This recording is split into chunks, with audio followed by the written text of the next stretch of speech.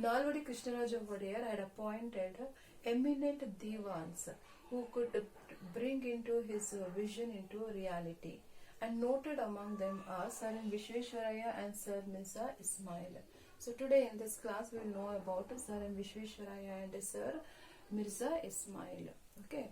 Sir M. Vishveshwaraya is considered as a sculptor and the creator of modern Mysore. Okay. And he is one of the most eminent engineer ever produced in India.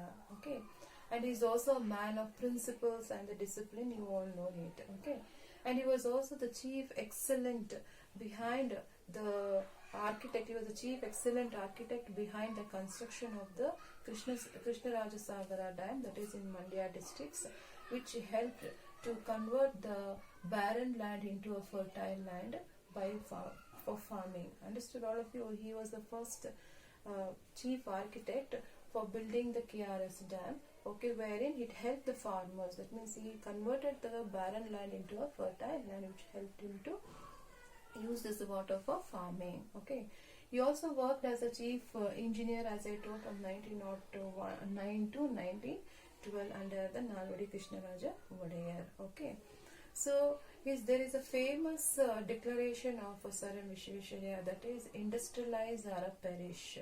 So here he wanted India to excel, that means to come up as one of the strong nations. So in order to reach this goal, he had established and played a very important role.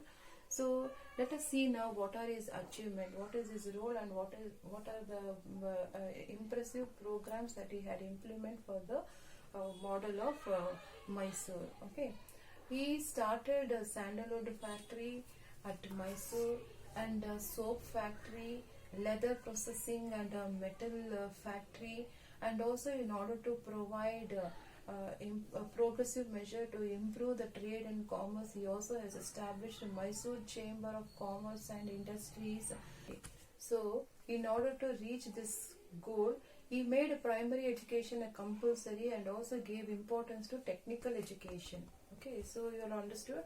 He believed that education is the key to progress of the country. So with this motto, he had made a primary education a compulsory education, and also he gave importance to the technical education too. So in this sake, he also established agricultural school at Hebbal, and University of Bengaluru was also established by him. Karnataka Sahitya Parishad was established by him, and also even the construction of the KRS Dam completed by him, and the railway line, that is between the Mysore and Arasikere, was also laid by him. So he is an instrumental implementing many visionary programs of Nalvadi Krishnaraja Wadiyar. So finally we can conclude by this saying that by observing his achievement for his great work that he had contributed to the state, the government of India has honored him Bharat Ratna in the year 1953. So this is the he is the first Kannadiga to receive this great award in the year 1953. Now we will know about the achievement of Sir Mirza Ismail. As I told previously that Sir Mirza Ismail, a Diwan under the Nalvadi Krishnaraja Wadiyar, who brought into practice his vision, that is his ideas. Okay, so he is considered as one of the builder of modern Mysore. Okay, as Sir M. Vishveshwaraya, as you all learn that he made Bangalore as one of the industrial city, and thus Sir Mirza Ismail made Bangalore a beautiful one with the Lal Bagh and the street light lit by the lamp post. Okay, so he is an industrial, that means he made Bangalore as an industrial city, and he made Bangalore as one of the beautiful one, okay, with the Lal Bagh and the street light by lamp post. Okay, so we'll see about his achievement. He established various industries as per the wish of the Nalvadi Krishnaraja Wadiyar, and some of the industries that he established were Hindustan Aeronautic Limited, that is HAL, and he also established a glass industry, porcelain factory, fertilizer industry, sugar industry at Mandya, then matchstick factory at Shumaga, then iron and steel factory at Bhadravati, and he also established an airport at Jakkur. Then he also established a radio station. Okay, radio station was started in Bengaluru and Mysore.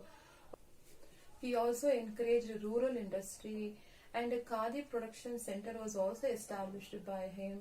Irrigational facilities were also given importance in the Mandya district by him, and even the city of Mysore can made as the city of garden. That is, he had established the Brindavan garden was established in front of the Krishnaraja Sagara Dam by him. Medical health and neuroscience, that is in Nimhans in Bangalore, was established by him, and the Narasimha Hospital in Kolar was also established by him, and Vani Vilas Hospital in Mysore was started during his time only. Primary education was also encouraged, and primary education law was also implemented. So like this, Mirza Ismail was instrumental in implementing the various programs of Nalvadi Krishnaraja Wadiyar. Okay. Sir Ismail was also it is said that Sir Ismail was also the classmate of Nalvadi Krishnaraja Wadiyar, and thus he was successful in implementing the vision of Nalvadi Krishnaraja Wadiyar into a reality.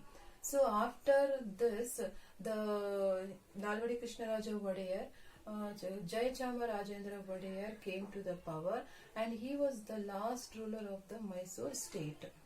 And after the declaration of Indian independence, that is, a Satyagraha movement was started in the front of the palace, demanding for the inclusion of Mysore state in the Indian Federation under the leadership of K.C. Reddy. So as a result of this, Jayachama Rajendra Wadiyar accepted this demand, and thus Mysore became a part of India. I think you all understood. After the declaration, that is when India became independent, a Satyagraha movement was started in front of the palace, demanding for the inclusion of Mysore in the Indian state, okay, Indian Federation. So it was happened under the leadership of K.C. Reddy. So as a result, Jayachama Rajendra Wadiyar accepted this, and the demand of becoming the part of India was fulfilled. Okay. So a responsible government came into existence under the leadership of K.C. Reddy on October 24th, 1947. And Jayachamrajendra Wadiyar had become the first governor of Mysore state.